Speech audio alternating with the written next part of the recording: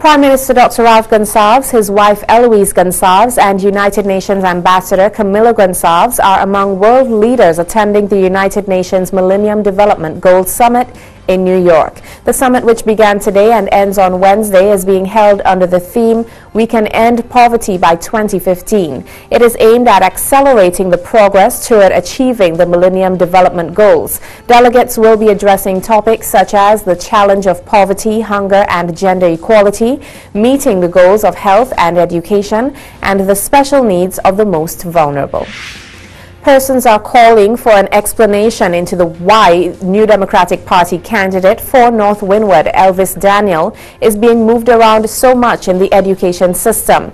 Persons are entertaining the idea that Daniel's recent transfers are a means of pressuring him because of his affiliation to the NDP. The start of the new school year saw Daniel being transferred from the St. Vincent and the Grenadines Community College to the Georgetown Secondary School. Reports are that Daniel was transferred even though students who were schooled by him in A-level mathematics had done extremely well in the recent exams. Since being moved to the Georgetown Secondary School, Daniel has again been transferred to the George Stevens Secondary School.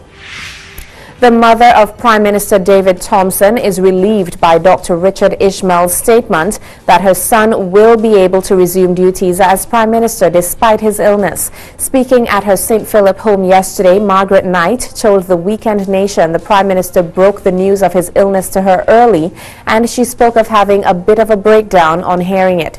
He told me when he found out, as Dr. Ishmael said, the first couple of tests did not really show anything. I think it was the third one they did, and he told me, and of course I had a bit of a breakdown, Knight said. But she added she was reassured at the time by her son's positive reaction, as he told her he was in good medical hands and he had tremendous faith in God's ability to heal him. Yesterday, Knight also echoed that faith, saying, "Life has been tough at times, but God has brought me through everything, and I know that he is going to bring David through this."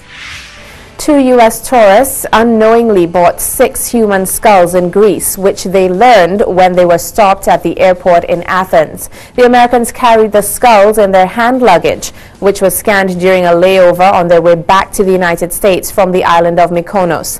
The pair were arrested Thursday, accused of desecrating the dead. A coroner later confirmed that the skulls were human, police said.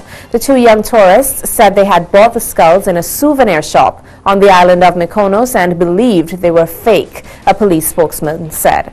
They bought them ahead of Halloween to decorate their homes. Both tourists were then released and took a flight back to the U.S. There was no immediate word on where the skulls originated. We turn now to Al Archer for the weather.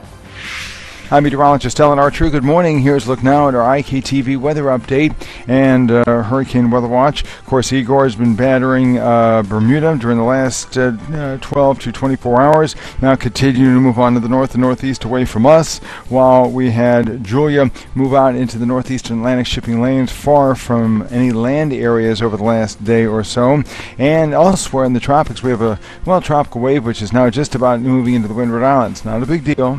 It's going to be weaker than earlier thought, but it is going to move on to the west during the course of this week into the western Caribbean by Thursday afternoon, and by the weekend could evolve into a more substantial low-pressure system near the Honduras, Nicaraguan, Central American coast. Of course, that will not be a factor in our weather.